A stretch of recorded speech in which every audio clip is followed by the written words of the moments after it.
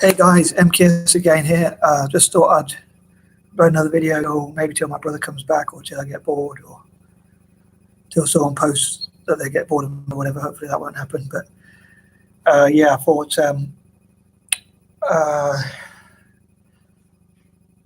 I'd love to have any support from my channel. As I say, obviously, as you probably can imagine, obviously it'd be great to have as many views as possible. Also subscribers, viewers, likers, people who like the comments, commenters, and sharers of the videos as possible. Obviously, I'd love it if you like the videos, if you even love the videos or whatever. And I hope that can entertain people somehow, maybe even try and learn some jokes or ways to make people laugh or smile and enjoy themselves, brighten people's days or evenings or whatever. Anyway, and the more you help my channel, the more, if I grow my channel, I make enough money. As I talked about before, most of the money, if I make a good amount from, I hope to give away to charity. I even hope to do certain videos like where all the money goes to a specific charity. Like, for instance, if I make a specific video about technology for Africa, all being well, I will donate all the profits from that specific video to the development of African technology, and try and find a way to make sure I can send it to a charity I trust. One of the charities I'm actually supporting is my friend's school, which is called Rare Gem in Kenya. And I'm hoping I can support all possible dyslexic schools across Africa, Asia, and especially across Africa and Asia, around the world. So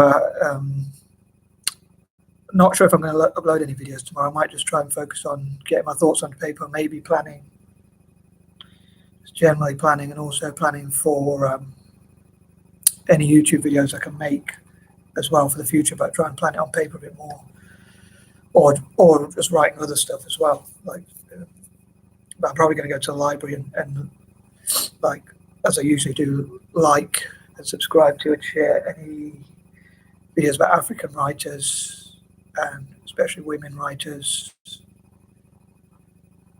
and that sort of thing. Hoping to cut my nails tonight because I've made them really long, so sorry if I bring these random points, but I try and make it as interesting as possible. So I hope, as I say, I really hope people like the videos. I always hope that I can inspire other people, entertain other people, and share ideas to support other people, such as African tech, as I say, African entrepreneurs, look at Africa's top entrepreneurs, top enterprises in Africa, business people in Africa, who are the top business people in Africa. I'd love to share those things and have links of African YouTubers, black YouTubers, generally dyslexic YouTubers, and things like that in the comments, and about projects run by dyslexic black people or African people specifically, which I can hopefully then help, and we can share the idea and spread the idea out there. So they can use this as a platform to support those sort of projects, especially in October. And then in November,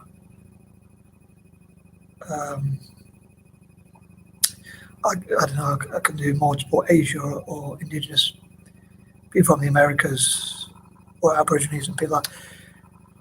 And yeah, I'd love to support Aboriginal entrepreneurs, and also look at how we can fundraise for them, ideas for fundraising for them, set up GoFundMe pages, and things like that, even using YouTube and all sorts of ways, all possible ways to fundraise for Aboriginal entrepreneurs and indigenous people of Australasia, generally like the Maoris. And I don't know a huge amount about indigenous Australasians, but I'd love to find out more. People from Oceania and all that, or Australasia, which I prefer to call it, and about how, if I get around to it ASAP, well, hopefully eventually I will get around to talking about a 30-point list for indigenous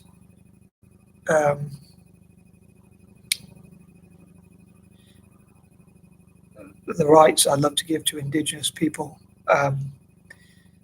such as Aborigines and people like that, like tax rights and sort of representation.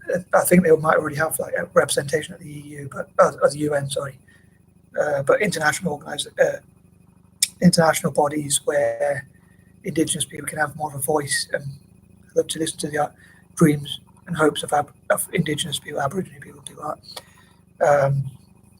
and like talk about how they can get tax exemptions. Like another one of my quirky dreams is like to have Indigenous people to own, like Aborigines to own 10% of Australia's land or something like that, and 10% of property and land being set aside for Aboriginal people. And when I spoke to some of my family members, like they didn't agree with it, but I don't think any of them did. But I'd love to hear what Aborigines think and what other people think about, since like it was land that was taken from them. But it's unlikely they'll get it that much back. So like 10% is better than sort of nothing. Like, but in fact, it's actually more than the percentage of Indigenous people in Australia, for instance. Like Aborigines, I think, only make 2 or maximum about 3% of the population. So, and then they could choose how to share that land or whatever if they wanted to do that. And yeah, I'd love to see them get tax rights and listen to their ideas about environmentalism. I'm sure, from what I understand, Indigenous people really have always cared about the environment. So if they have more power, more politicians, you know, this is another controversial idea, but I'd love to see Indigenous leaders. I'd even love to see a Native American president, or dare I say, or an Aboriginal president, or things like that. No, not everyone would agree, obviously. Like people on the right probably wouldn't agree, obviously not, and especially far right people obviously would not agree with that. But that would be my opinion, and I'd love to hear what other people think, even if they don't agree with that idea. Or especially, I'd love to hear obviously people who do agree with that idea as well.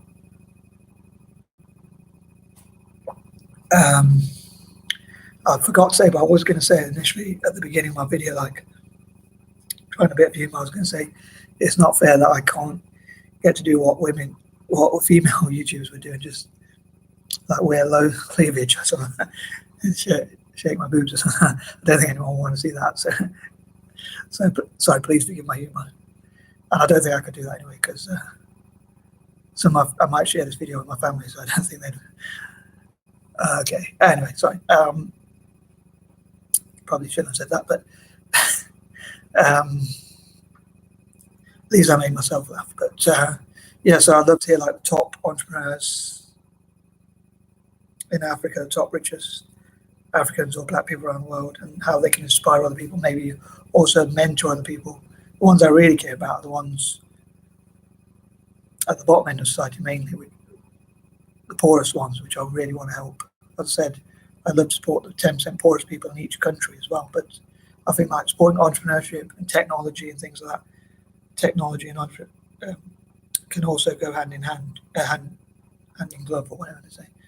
Like a lot of technology is used in entrepreneurship, and there's lots of people in America, possibly around the world, who have made a lot of money through learning how to program and code and make their own apps. So I think it'd be great if people from Africa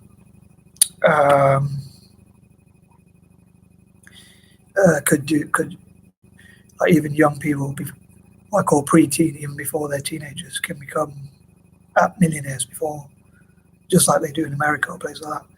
And like the next Mark Zuckerberg or Bill Gates or Steve Ballmer or Paul Allen, Larry Ellison, and people like that, late Steve Jobs, or people that could come from Africa and maybe even be female, but maybe even be females or young girls, or and that sort of thing, making their own games and all that. And so I think if we network as well, like people who share the idea, because I'm sure lots of people would want to do something similar, like the Black diaspora, if they network together, and like I think that they can. I think we would be better if we worked together.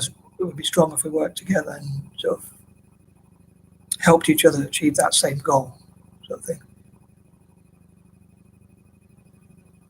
But as ever, I'd love to hear any views or comments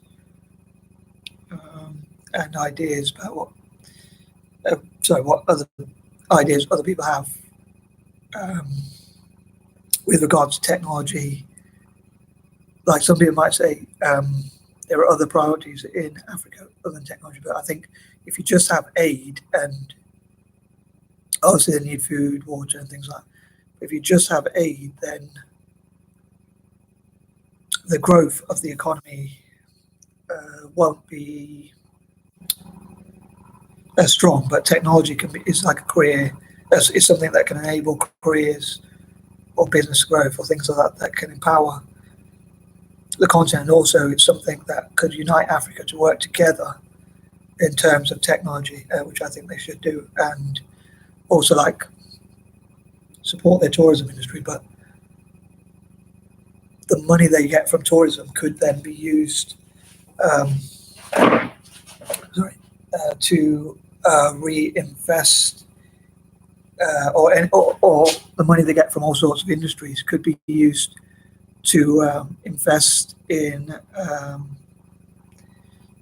training and technology. So there's their GDP or the budget of a country like Nigeria could be, or South Africa or something like that, could be reinvested into training up young people in technology so they can have careers, either jobs or businesses or things like that. And as I say, I want to support YouTubers from Africa as well and things like that. And I love to support dyslexia awareness and empowerment, particularly in Africa as well as Asia and around the world. Because it's Black history, I especially want to focus on Africa. But generally, I want to support dyslexia awareness across Asia and Africa, especially, as well as worldwide. And there's a lot of entrepreneurs, a lot of strengths of dyslexia. So, like, a lot of people have been said to be dyslexic, sometimes speculated to be dyslexic, like even Bill Gates, the late Steve Jobs, and many others. But the ones who have said they're dyslexic, like Richard Branson, John Chambers, Charles Schwab, Craig McCall, and many others, those are like billionaires. I'm sure there are many. The late Ingvar Kamprad, I think he was diagnosed as dyslexic as well. But there's many others like Damon John from Shark Tank, who's also an African American, Kevin O'Leary, who's also part Lebanese,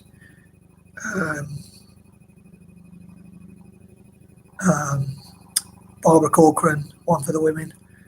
But I was saying about Kevin O'Leary because he's also like his family's from minority as well, like part Lebanese and part Irish. And he's from Canada, but he's moved to America, so he's on Shark Tank. And I think Peter Jones said he's dyslexic. Duncan Valentine, Theo Pavitis.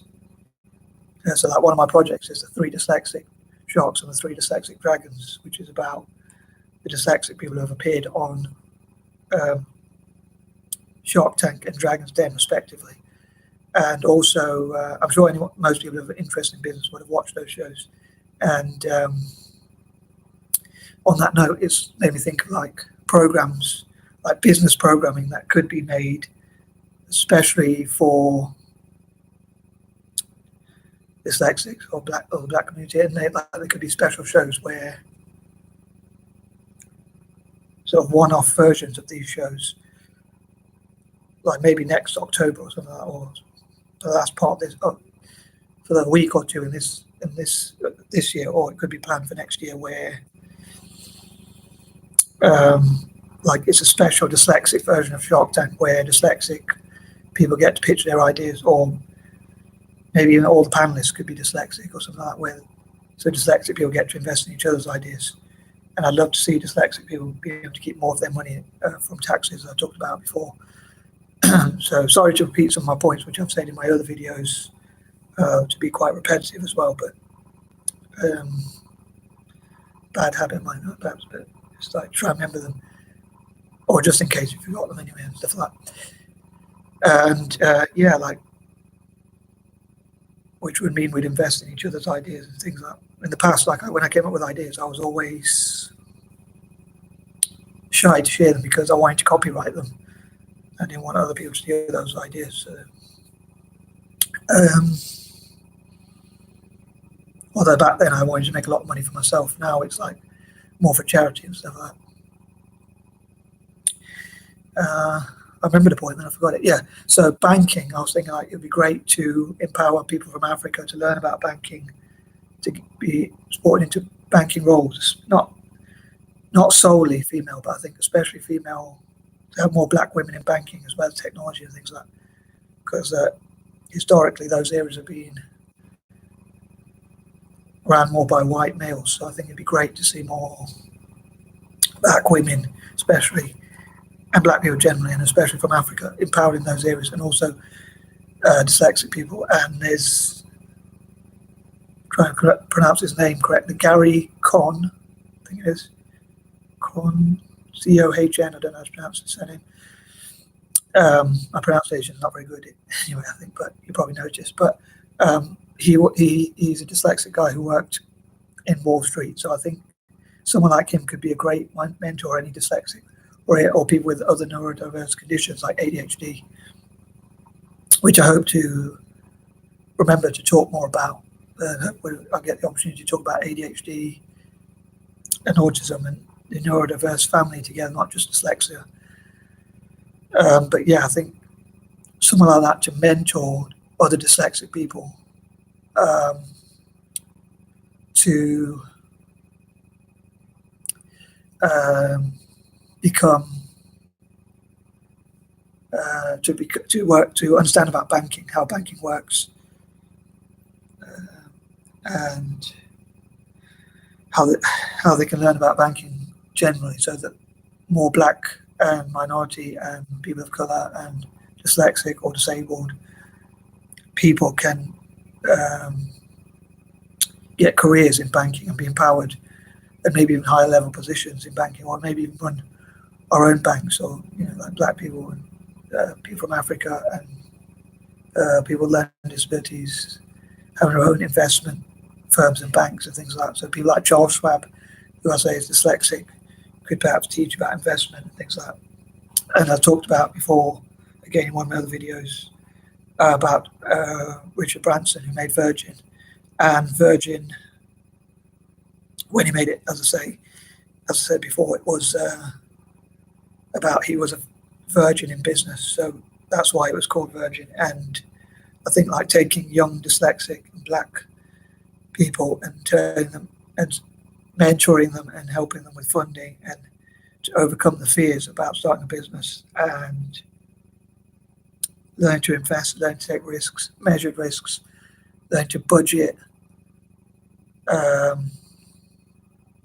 and to prepare that to have a plan B. So if they fail with the first business, they can come back with another one. But they also have a mentor to sort of guide them and say what mistakes we can avoid. So I mean, I think it'd be great to see young dyslexic people from like Malaysia, India, Indonesia, Singapore, all over Asia and Africa, possibly even the Aboriginal community in Perth, with dyslexia as well. As I say, becoming great entrepreneurs and getting the support by people like Branson, Richard Branson, Charles Schwab, and people like that. And as I say, I'd love to see a centre set up like the Virgin Centre for young entrepreneurs from Africa or Asia, dyslexic especially, and